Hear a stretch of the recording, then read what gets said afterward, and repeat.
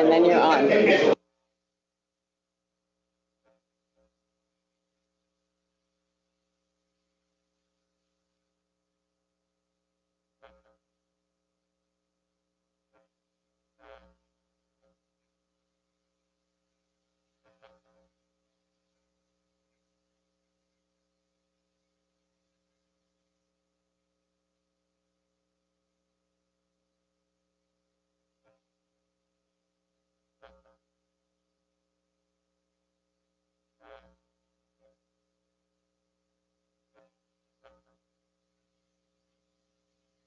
Yep. Jim, are you ready? Yes, sir. So just a quick introduction. Jim Pettinger is working on behalf of Berrien County. Jim's background is pretty diverse. Some of you may have run into him. For several decades, Jim ran Battle Creek Unlimited, and that's an economic development firm somewhat similar to what we have in a Cornerstone Alliance. Jim was also the interim CEO of Cornerstone Alliance as they transition between directors.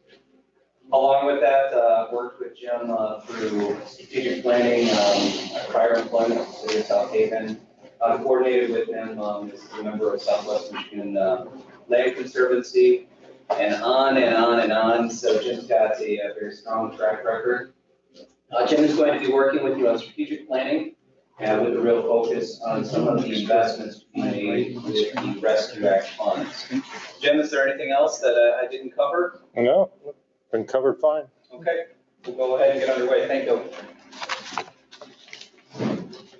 Good morning, commissioners. As Brian indicated, I've been in the business of economic development for quite a while now, betraying my age, at least 45 years. I'm originally from Albion, took 2 degrees at Western Michigan, then went on to the University of Missouri to work on a doctorate. I paid for my doctorate by being a local government extension specialist, and that's what got me into this work. And I particularly appreciated working with rural communities in rural areas. You didn't waste an awful lot of time. You generally knew where they stood on issues. And if you didn't, they had persuasive ways of bringing you around.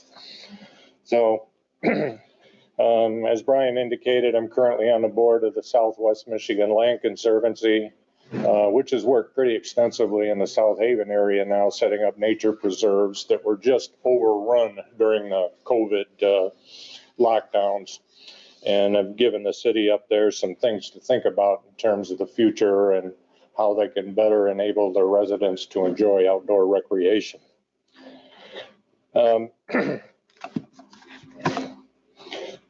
This has been called strategic planning. I want to make some distinctions here, though. You all have a strategic plan. You have a master plan. What we want to get at in the next couple of weeks is how to carve out a future of action in the post-pandemic era, and hopefully the economic recovery, economic, social, cultural, and political recovery from the effects of the lockdown and the pandemic in general. This exercise will look a lot like strategic planning, but I'd like you to keep your minds wrapped around the notion that we are coming out of something that we have never been in before. We're about to enter into a set of circumstances that we are not familiar with. How can we get ourselves together on the same page and create policy that's responsive to our citizens in this area of recovery? This is going to be punctuated by the fact that federal funding will be available to you in the next couple of months. I was somewhat joking with Dan after his presentation that federal funding would help you fix your transportation problems here, but we should talk about that in greater detail. But suffice it to say, we're in circumstances that we've never known before. And we're witnessing changes in behavior and changes in the way business is being done. And again, I think the purpose that Brian and I envisioned here was put you in a position where you can deal with these changes and where you can act proactively.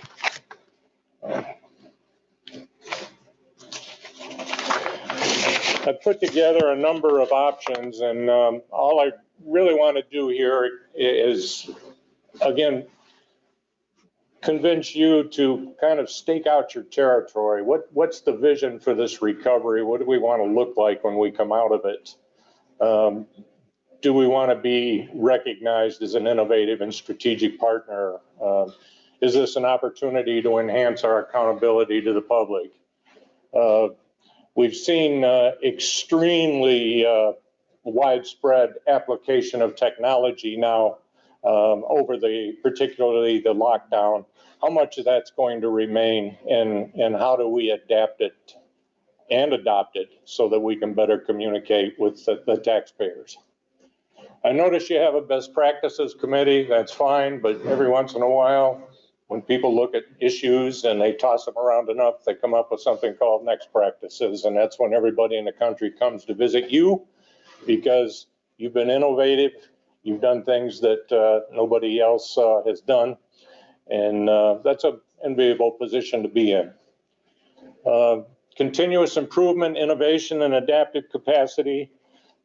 These are some of my favorite concepts as far as local government is concerned.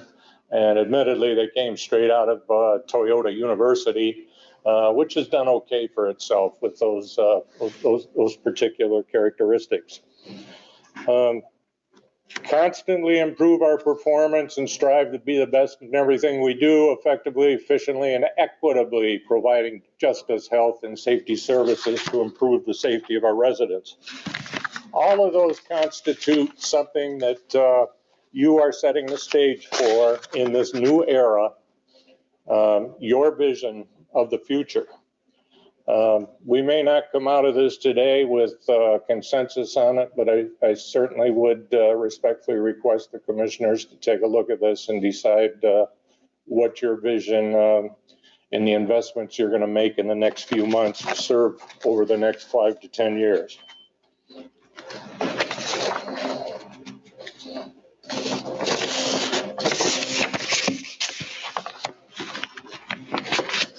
Commission, what are we doing now?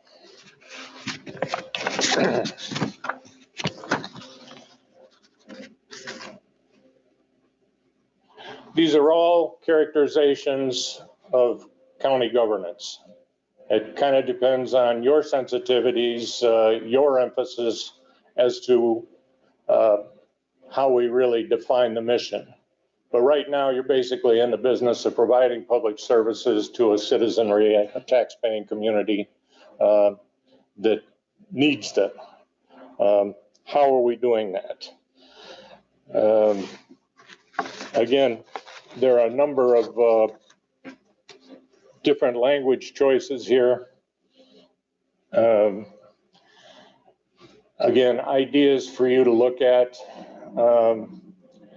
I certainly like the top one here because I think it somewhat fits the area to a T. Berrien is a county with a sustainable, diversified economy, which you are: tourism, manufacturing, or production of goods and services.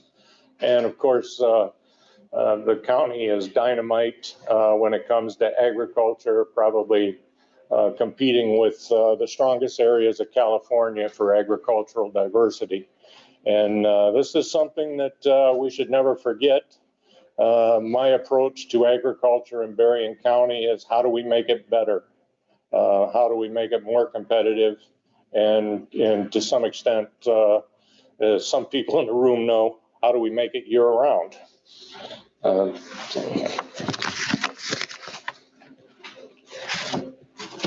The final mission statement, or mission language: accountable to residents and providing innovative and high-quality public services and programs in an economical, fair, professional, and courteous manner to enhance the health, welfare, and safety of those who work and live in Berrien County. And if I could say so, Dan's presentation kind of lives up to this particular version.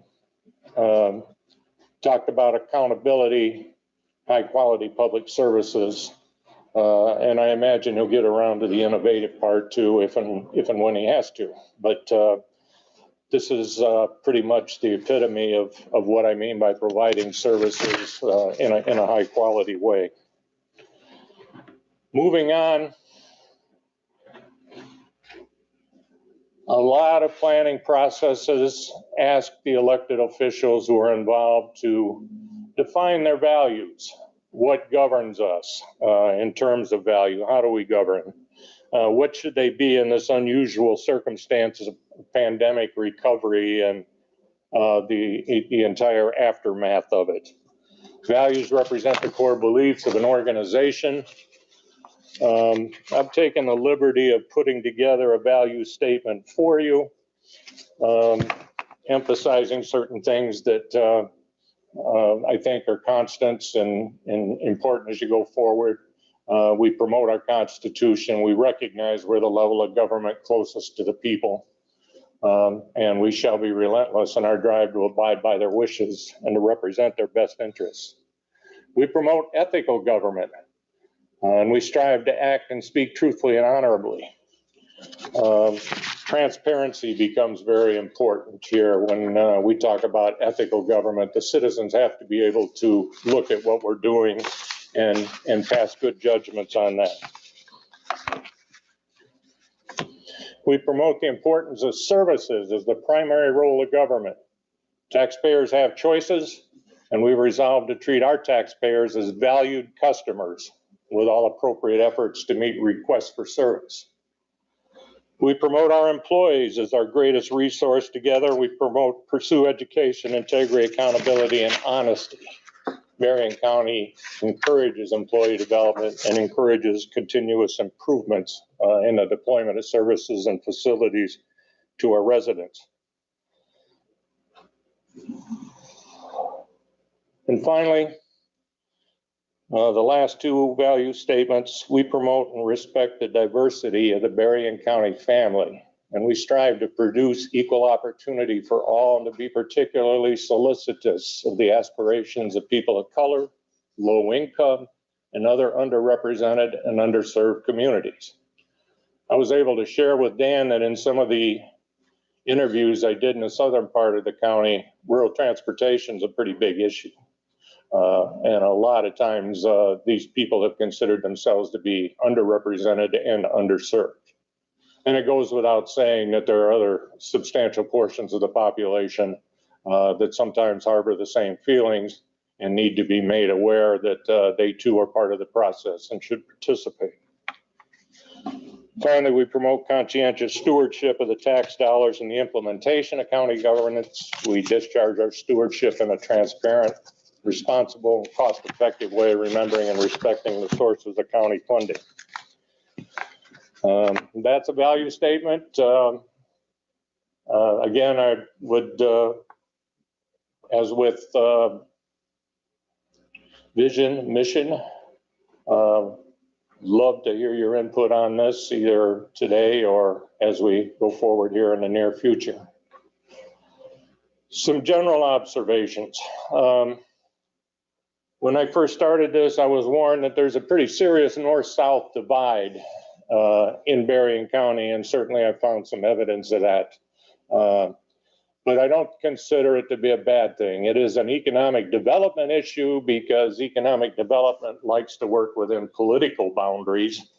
And, you know, if I did a community cash flow analysis of Berrien County, I probably wouldn't tell you a lot because just for convenience sake, a lot of money flows out of Berrien County into northern Indiana. It's an economic unit, but it's not a political unit. So it's something that could be done, but it would not be done well. In looking and talking with people and doing some extreme research, and by the way, the staff for Berrien County and some of the affiliated organizations in economic development just has some outstanding literature available that helps one learn quickly about the county. A lot of this stuff is well placed online. It was easily accessed by me, and I really appreciated the boost it gave me. jobs forecast study that was done in 2019, I think was a particularly nice piece of work and would be very helpful in any planning process going forward. We did run around though. Brian said, use your outside eyes to see what people who live here might not see every day and all of that. And there are some things, but I'm sure they've been seen and experienced by people who live here. But there are two areas that I want to talk about: alternative education and beach resiliency. First of all, alternative education. When I was working in CEO of Battle Creek Unlimited, I developed the philosophy that education has to be a very important part of economic development, because basically you want to develop your human capital and you want it to be on an upward mobile path towards higher wages, higher salaries, wealth creation. One of the things that we noticed was I fell in with an education reformer, and this was years ago, and she kept saying, you got to take a look at what the folks in Berrien Springs are doing. You got to take a look at their alternative education program. I never got around to it until I got on this project, and be honest with you, it blew me away. They're developing and providing alternative education curricula throughout the state. There is a real possibility that you could monetize this curriculum, maybe create a nonprofit marketing and sales organization to take this curriculum across the country. There's a lot of reason to believe there's going to be education reform taking place, along with a number of other things in the post-pandemic era. Alternative education is something that can reach anybody at any time, and I used to call this convenience education. Put it up online where, say, the unmarried mother of two who is in a low-skilled job has the opportunity to upgrade her skills at her convenience, not at the convenience of a professor or a teacher or something, but at her convenience. This means that education, to some extent, could and should be ubiquitous in a community. Precedent for this is in the province of New Brunswick in Canada. They did this way back in the early 1990s, laid out a fiber optic system in a very rural province. They developed programs to support the rollout of the fiber optic system. Within about 8 years, they went from some of the highest unemployment rates in Canada to the lowest, some of the highest illiteracy rates to some of the best, and some of the lowest small business formation rates to some of the best. So they were really, really able to revolutionize their economy, get away from the natural resource extraction stuff like lumber and mining, things like that, and develop a new economy source of strength. The bones for that exist in Berrien County through the Berrien Springs Public Schools. The question is, would they want to take on something like that? Certainly, I think there are great possibilities for them. Second area, and this will probably come off as near and dear to Commissioner Scott's heart. I'm sorry, Commissioner? Yes, I would just like to say something or ask or see if you know, when you talk about alternative education with Berrien Springs School and I may not be exact, for about 3 years, they did the alternative education for Michigan Works, Connexus. Michigan Works is in Berrien, Van Buren, Cass County. And to the point where Michigan Works had to create a charter school to be able to handle the students. Are you aware of that they no longer wanted to do that program? I don't know quite what they said the reason was, but I thought it was probably pulling their scores down. Do you have any thought about that? Is that still, are they still doing alternative education with some other groups? I think they are with other school districts throughout the state. I have heard the same thing you did. And No, I'm on the board, I know. I have the the same reaction, though. I don't know the reasons why there is not a connection here or an alliance of some sort. It's something that should be looked into, though, particularly if Connexus is going to operate charter schools. Alternative education curriculum is that blood that makes the body go. It's already done. They have it, and I know who's sponsoring Central Michigan or whatever. It's done. Thank you. Thank you. Beach resiliency. I wouldn't know this, but I serve on the Great Lakes Coalition Board. And down in the area of New Buffalo, you've got quite an assembly of expertise on water, high water management, and increasingly low water management. I put an article in your package which discusses how lessons from the Great Lake can be applied to the oceans. And with the climate change underway, people do believe the ocean levels will come up. And how do you cope with high water? We do that every 10 years in Michigan. And when we're not coping with high water in Michigan, we're coping with low water and the problems entailed by that situation. I've talked to the New Buffalo people, and they're fairly interested in something a little bit more formal. So I went on my own inquiry and contacted a water management expert in Lake Biwa, which is in Japan, Michigan's sister prefecture, a professor there who studied high water levels and containing high water levels for years at a time. Probably would have been to Berrien County by now, but for the COVID situation, because the state thought this would be an interesting connection to make. And he was certainly interested. And of course, we know from high school geography that the Netherlands have been keeping water out for ever since the land was established, I guess. And the Consulate General for the Netherlands is located in Chicago. It's an easy trip to go down there and see what their interests might be in working with some sort of an institute like this. But this problem is going to stay with us. It looks like it's being aggravated by climate change, more severe storms, more intense cycle changes of the Great Lakes. And again, at the bottom of this county, you've got one of the best concentrations of knowledge and expertise, I think, in the country. So there's some sort of a possibility there, depending upon, again, the direction you wish to go. For the immediate future, I want to continue to research and interview with people that wish to be helpful, and there's certainly been a lot of them so far. I would like to secure your blessing in running a countywide survey. Citizen participation is just crucial in these kinds of exercises. People need to be heard.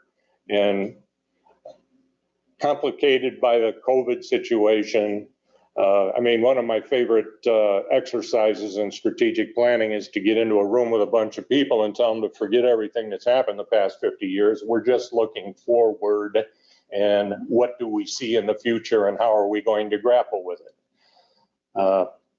But we haven't had the benefit of those kind of exercises. We're just now reopening, and even so, some people are expressing reluctance at getting into a room full of people. So for one reason or another, I would like to find a way in which we can draw in the ideas of the citizens of Berrien County. We will develop, working with you, a priorities list to consider when recovery and infrastructure money funnels down from federal and state governments. There's going to be a ton of it. In particular, money is going to be directed at broadband, and you just completed a study that shows that there are a great many benefits associated with broadband. It is becoming, in the economic development world, as necessary a public service as water, sewer treatment, electricity and gas. Some things that are not mentioned here, but have come up along the way. I have had meetings with the Michigan State Extension Service about some of the agricultural portions of this. Brian had asked me to take a look at what some other counties were doing in terms of process and also program priorities. And I got to tell you that mental health is popping up in a lot of county exercises. And I think it's probably something where there needs to be attention paid. We're certainly seeing a lot of strange behavior coming out of the pandemic and people letting loose and all of that. But at the same time, the question you've got to ask yourselves going forward is, how can we sustain this? Because mental health funding was ended a couple decades ago. And even though it seems like now it's clear and present a need that we need to address, if you put money towards mental health, you're going to have to think about how to sustain it for the long haul. Port development. There was just a harbor commission formed, but I think as you look ahead again with climate change, emissions and all of that, there may be a resurgence in water-based transportation activity, cargo, and even possibly passengers. If you look at the 80, 90, 94 corridor south of us, it's a nightmare 99% of the time. It's also considered to be one of the more heavily congested areas producing carbon emissions.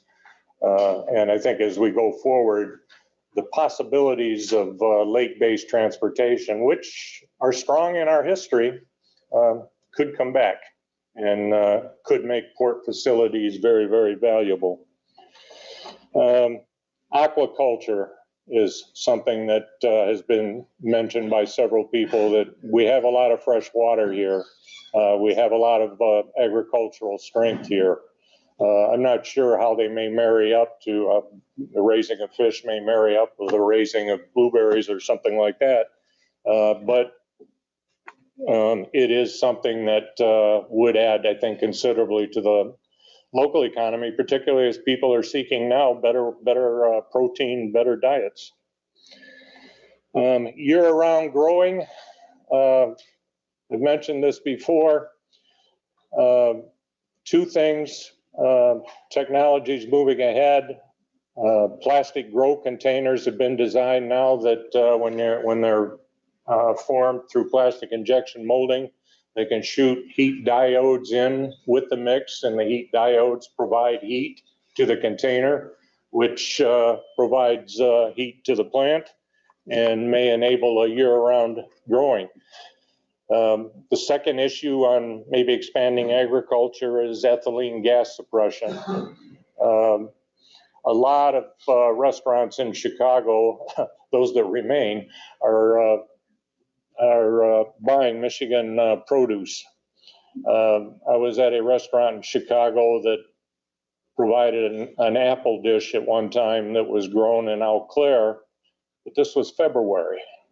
So somebody, is already working on this. I did some consulting work in Gratiot County, and you go through a little town called Shepherd from where I live, and there's a big ethylene suppressed warehouse there that distributes on a year-round basis. So those are a couple of ways in which I think agriculture could be improved upon. Finally, I think the commission needs to think a little bit in the future about whether or not you should allocate money to small business recovery. I can't think of a part of the American economy that's taken a worse beating in the pandemic than the small business owner and small business operator. Certainly there have been a lot of programs for them. There's been some breakdown at the local level because we really weren't prepared for the federal dollars when they came about. I talked to one small business owner who complained that he had contacted the SBA and had been on hold for 6 hours.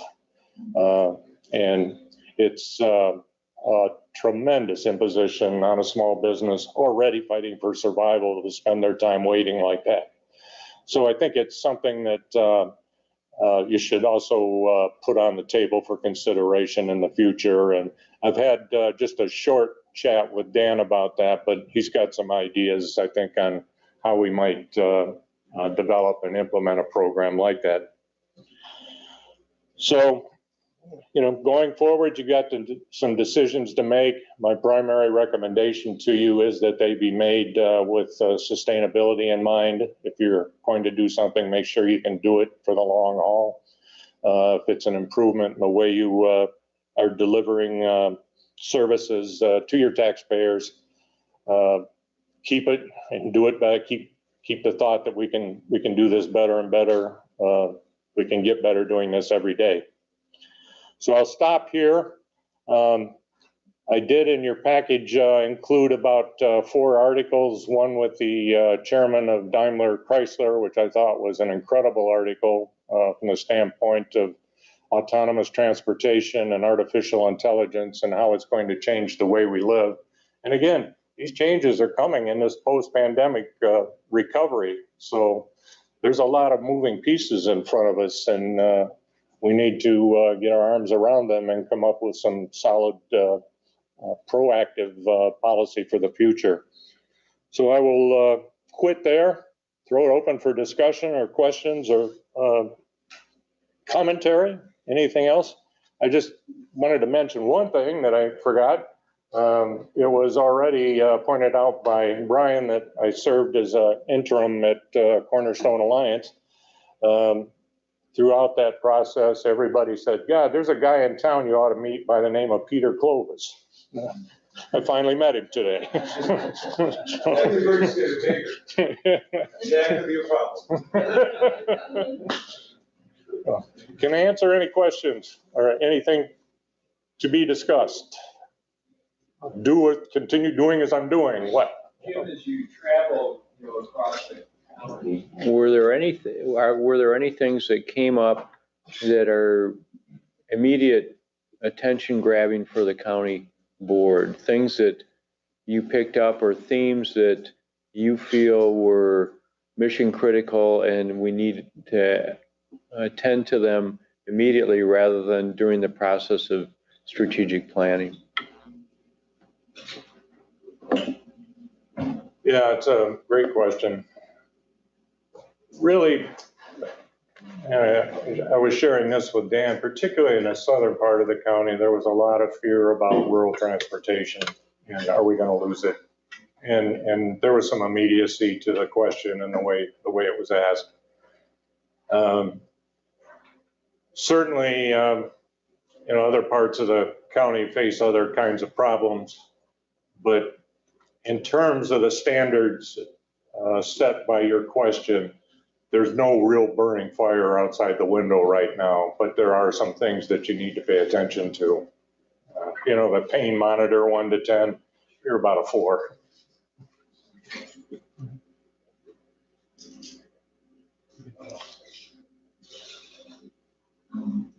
Yes. Thank you. I have a concern about all this money that's coming to the communities and they're afraid to spend it, thinking that they're going to have to pay it back some kind of way, and there are no real guidelines. I had to ask them, how do you write $1 trillion? How do you write $1 billion? No millions, I know that, and then more money is coming now.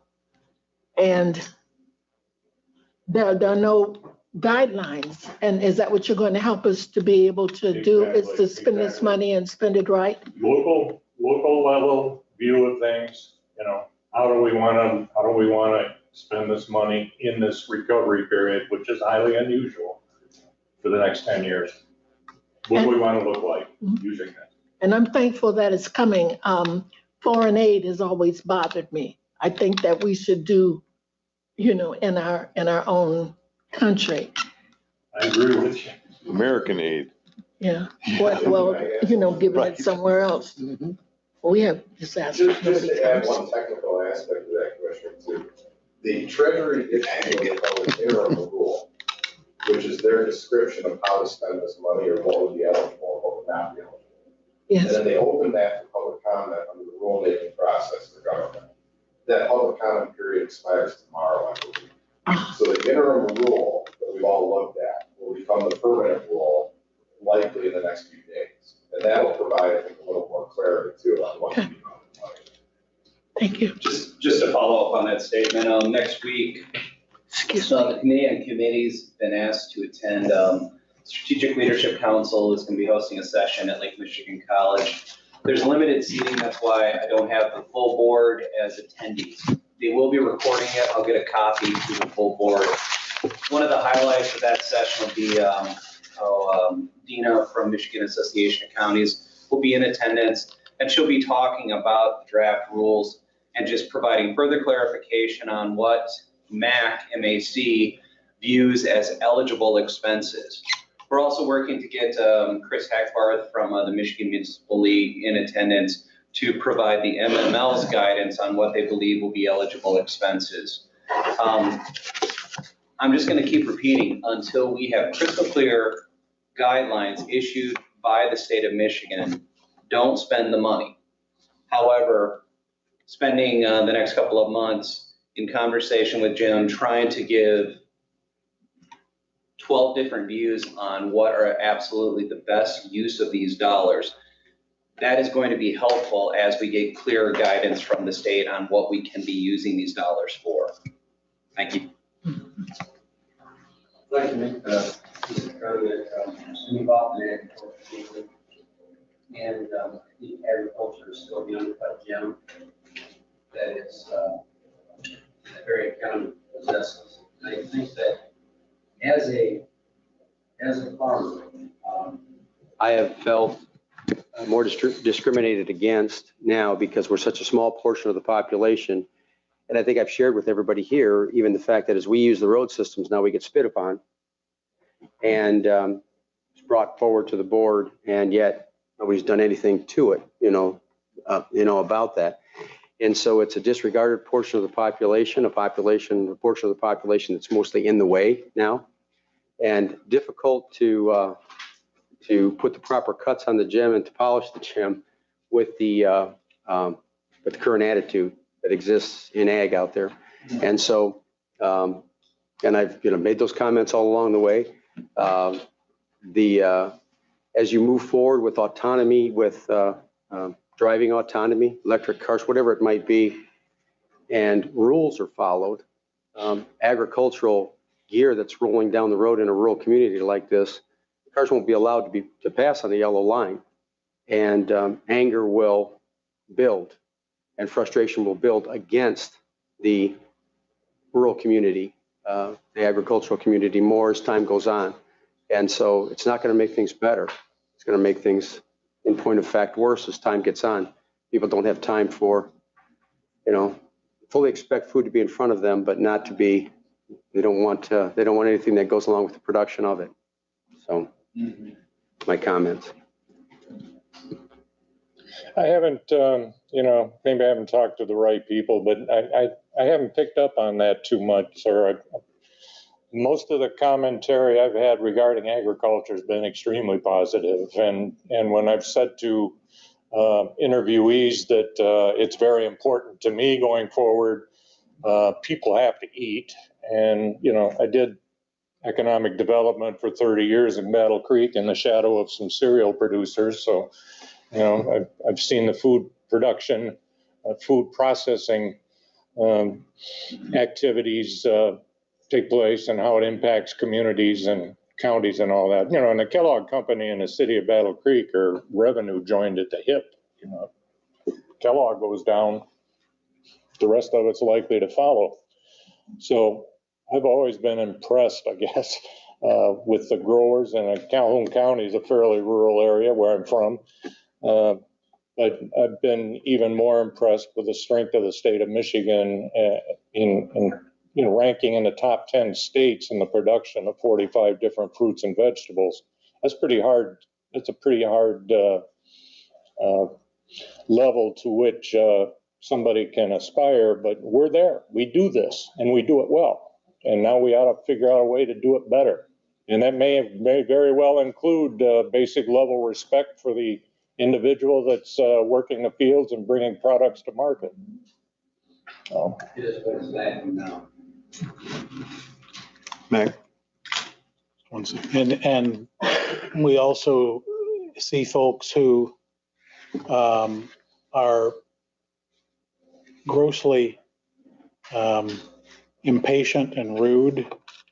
If there's a piece of farm machinery on the highway, or a truck hauling produce, and they have to slow down a little bit for a matter of seconds.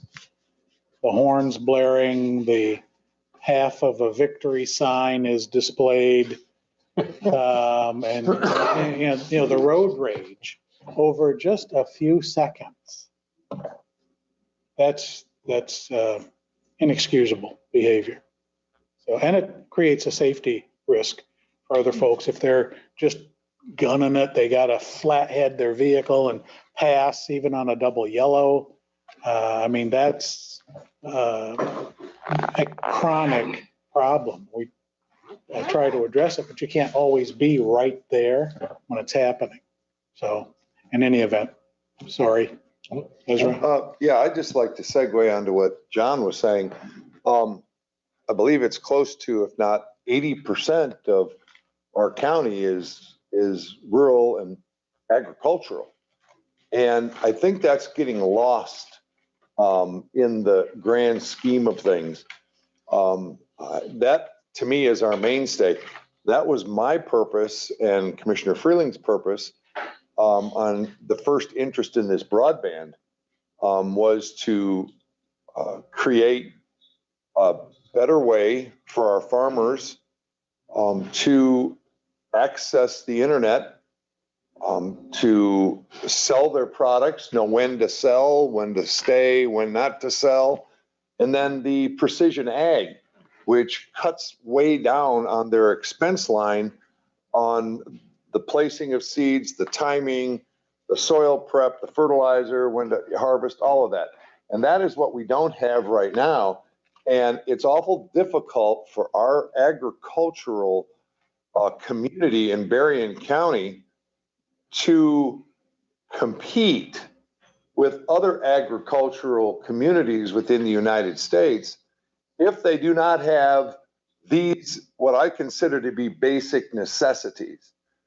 I am one of those people, although I never did give half a peace sign to any of them, but I am one of those people, and I'll freely admit it, that I was aggravated because there was a combine or a sprayer or whatever. And, the first thing is our mentality as people is we have to go, go, go, go, go, and we have to get there. And I mean, honestly, who wants a semi truck in back of them for an hour driving on the road? No, you find a way to pass that semi truck. For some odd reason, you're going to get there at the same time, but you pass them.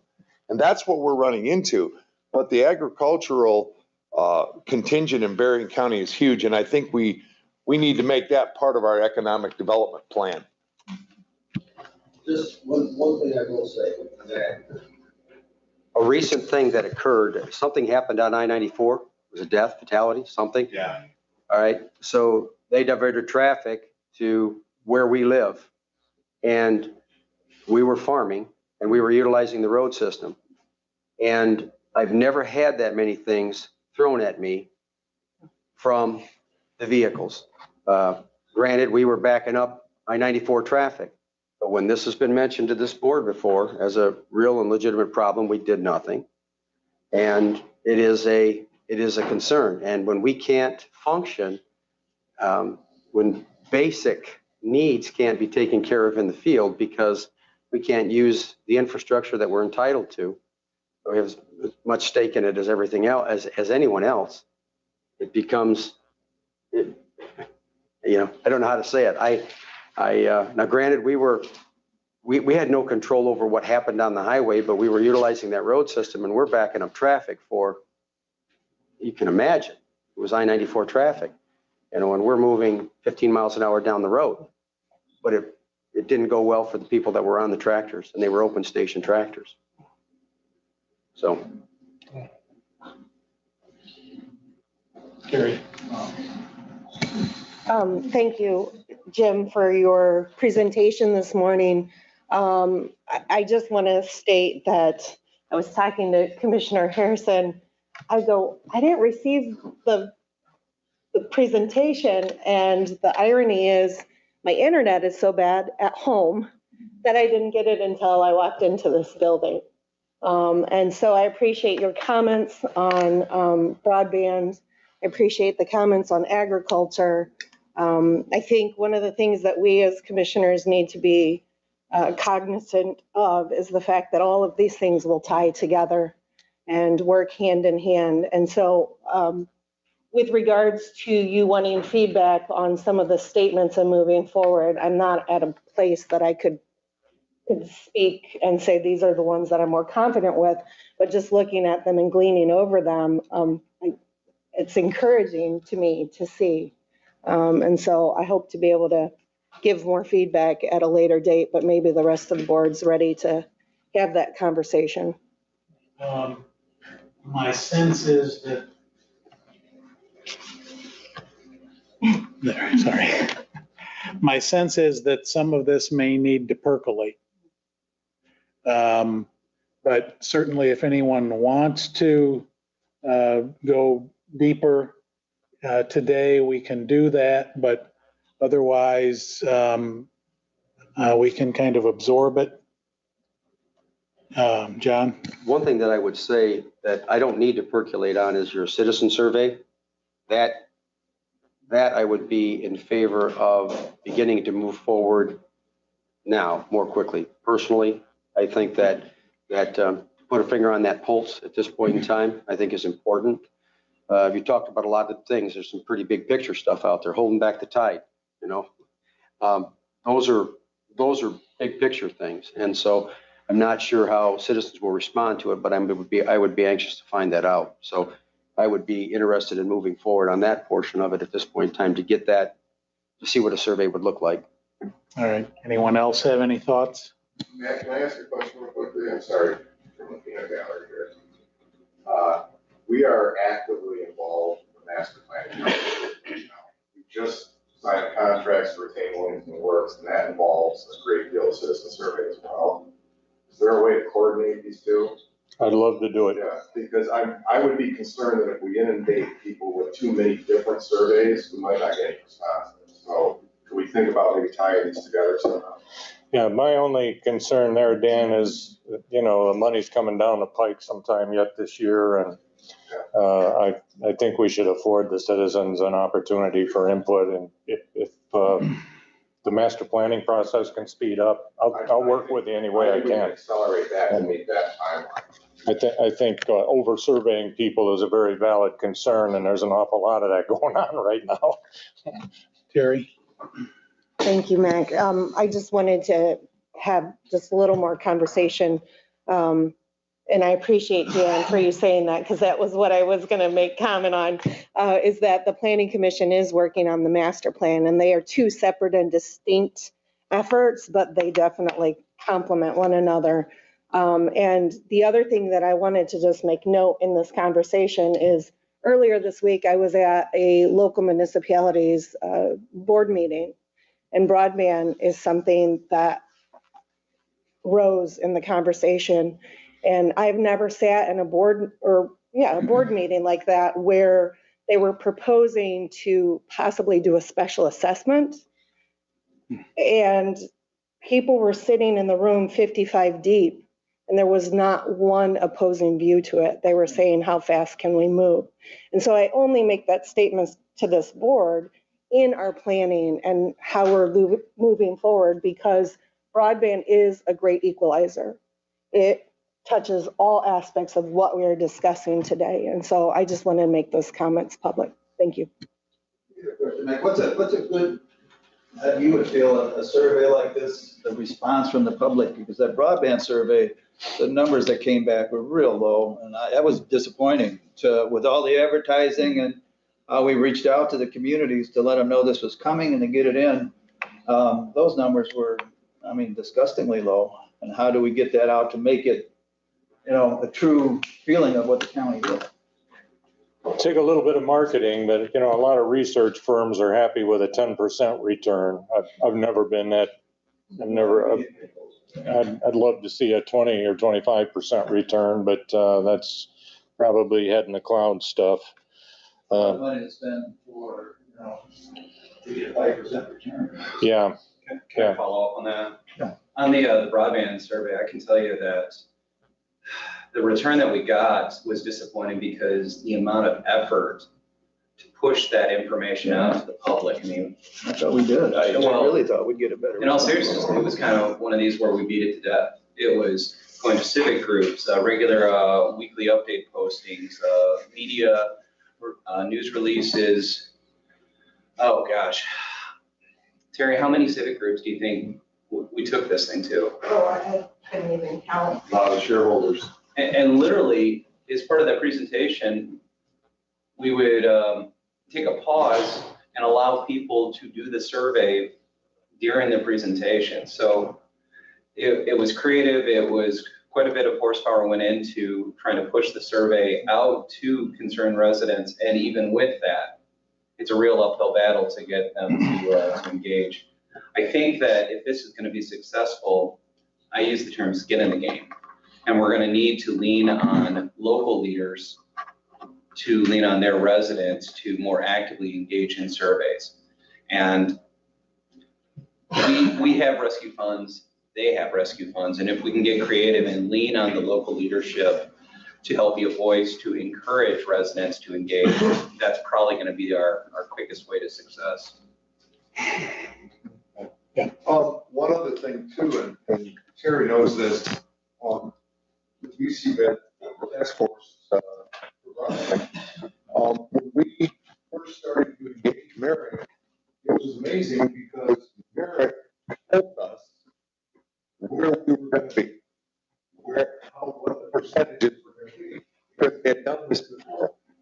And we were like, oh, no way, Came in right just about what they said. It would come in on participation.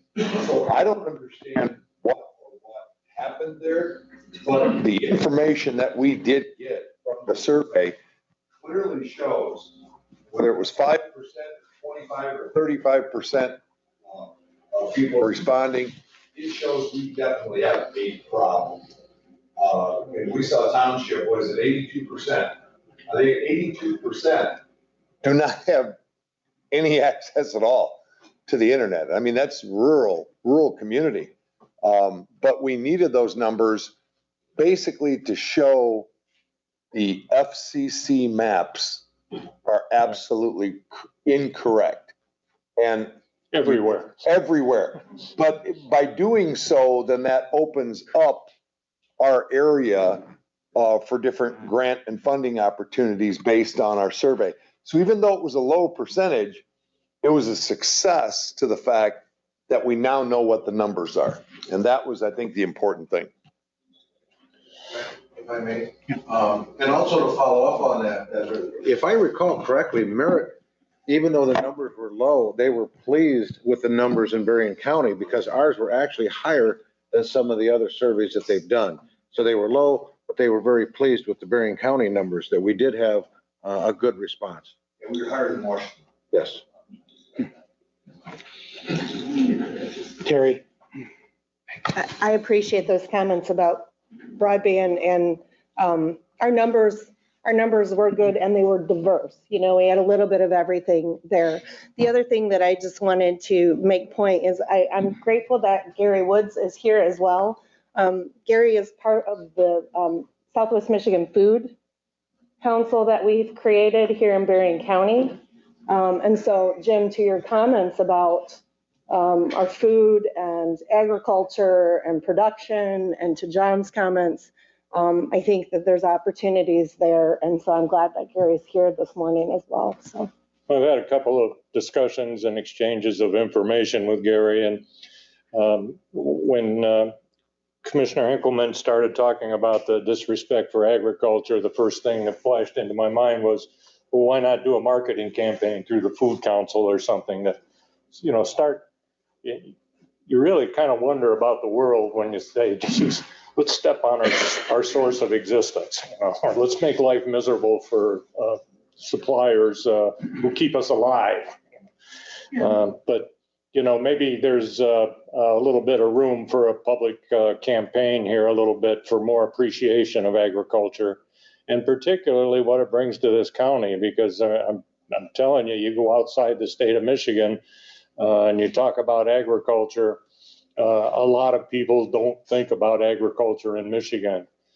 They think about the auto industry. One of the ways I was able to attract Japanese companies to Battle Creek, Michigan was it's out on the western part of the state. That's an agricultural area. People have a strong work ethic there. They're individualistic, strong character type of people. And that was very, very attractive to investors. So. Yes, sir. I just wanted to comment that the Food Council got a U.S. Department of Agriculture Rural Development Grant, and we are working on branding our local agriculture because it is so special. And we're getting very close to taking that information out to the community, and particularly to the farmers, to get their reaction on the particular brands, names. We're working with an ad agency here locally, and we're really excited about it because we do have to celebrate our agriculture. We have to protect it and really educate people about what we have here. That's very special. Anyone else around the horseshoe?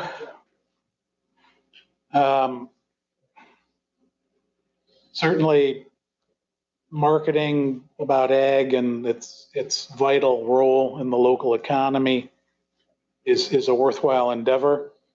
It's also worthwhile to, and we've tried, I know there were some efforts to target enforcement at one time. I don't know how well those actually worked.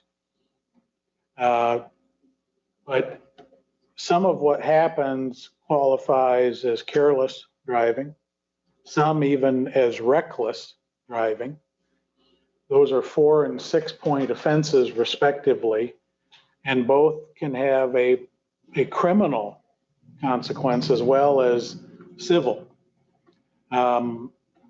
Marketing certainly has its place. There's a different kind of marketing, though, that comes from seeing that people are getting written up and word gets around. This is going to cost you. It's one of the reasons there's a law, it's been on the books for quite a while, which doubles penalties in construction zones because people were whipping around or whipping through or whatever and putting construction workers at risk. If you're putting people who do ag for a living at risk, it ought to be the same type of consequence. There ought to be an enhancement of penalties. And that's great if it's on the books, but enforcement is also a vital component. Broadband, I see the FCC updates every week just because of the nature of some of the work that I do.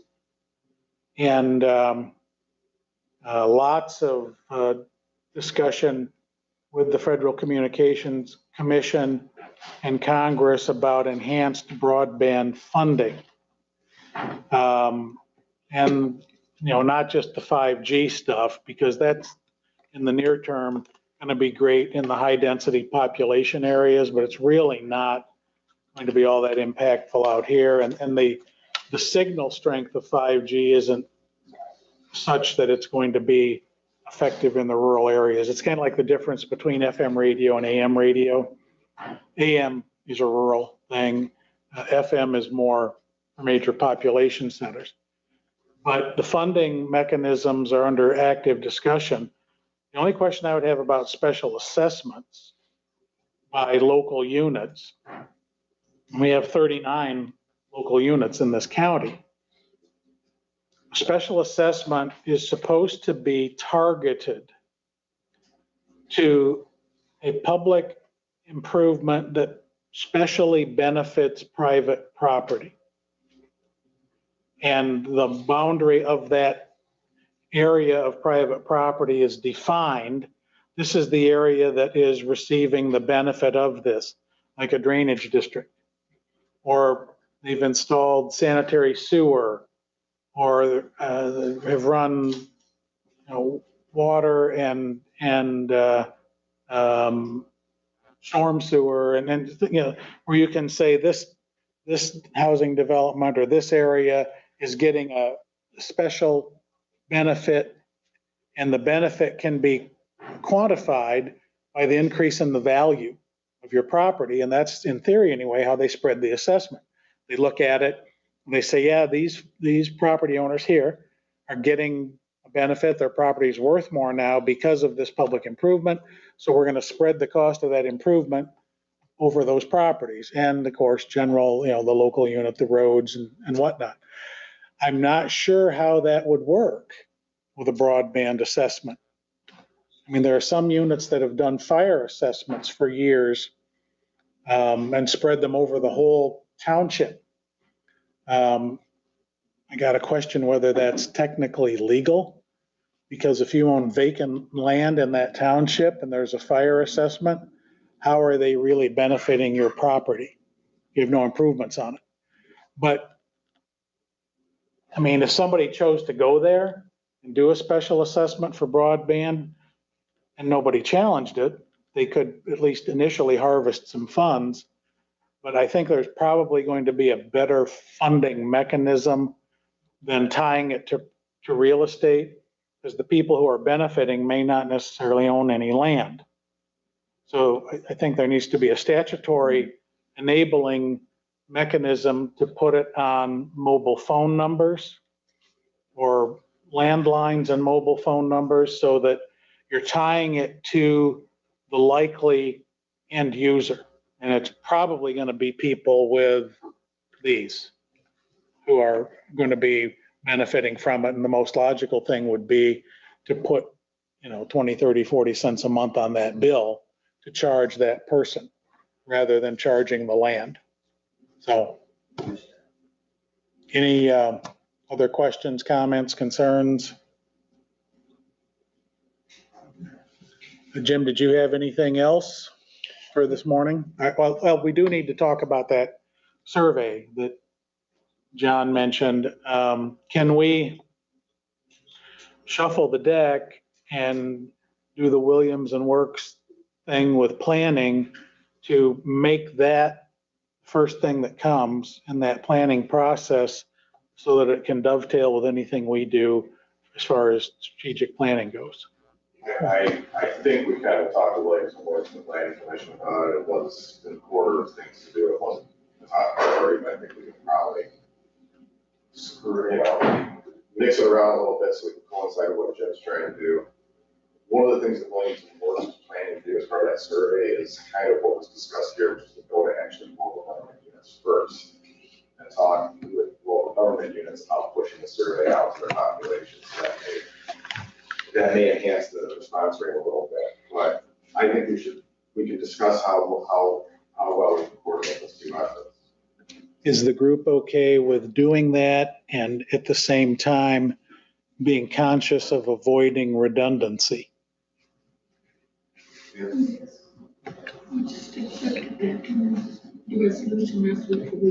Yeah. Brian, what are your thoughts? I think that it makes sense, just it provides value to what the planning commission is working on, and provides value to what Jim's trying to work on. I know that some of the initial conversation at this week's planning commission meeting, some of the board were just asking questions about how these two processes can better coordinate. And I think that for the Board of Commissioners to be leaning on staff and Jim to try and coordinate the survey with the Planning Commission's effort, I think it's going to be well received by that board. And I think that we're just going to get better bang for the buck if we're sending one survey as opposed to a couple.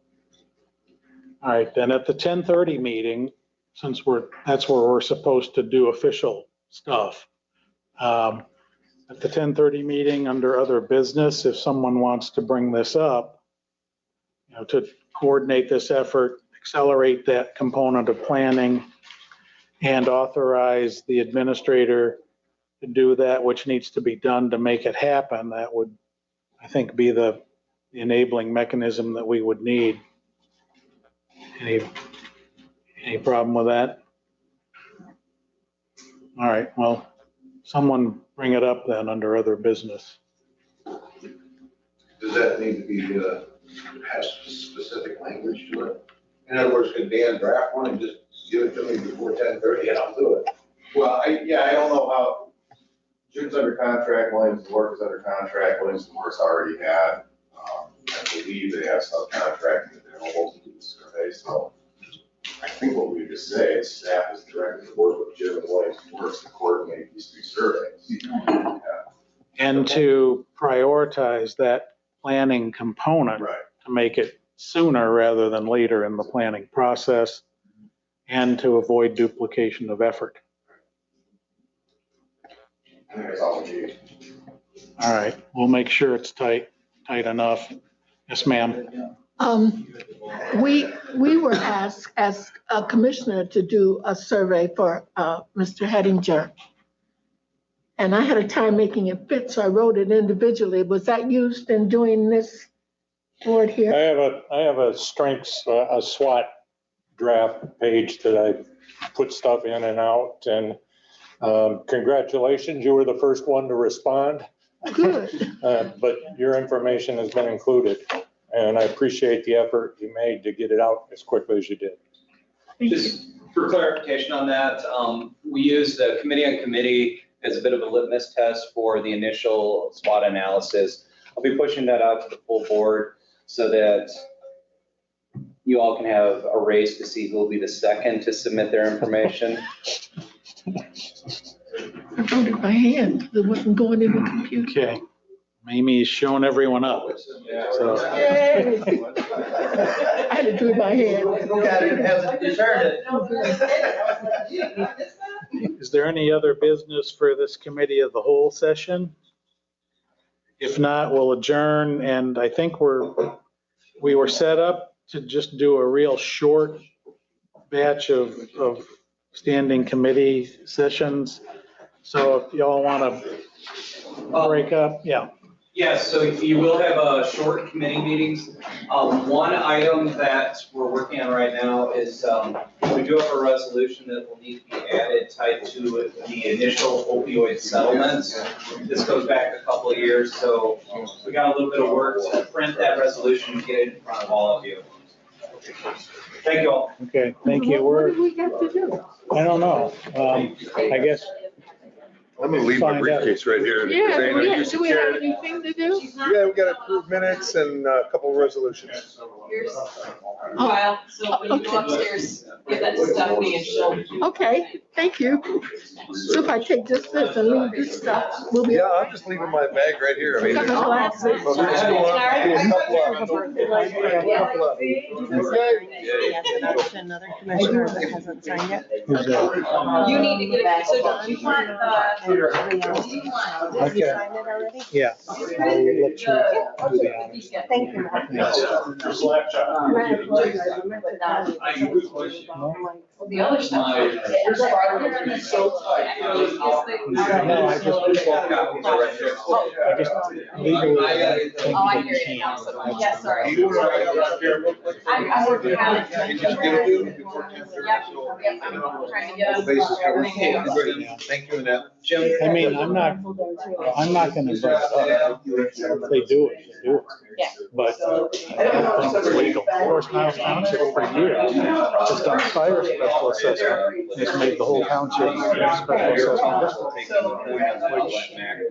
And assessment is not taxed. So assessment is supposed to show that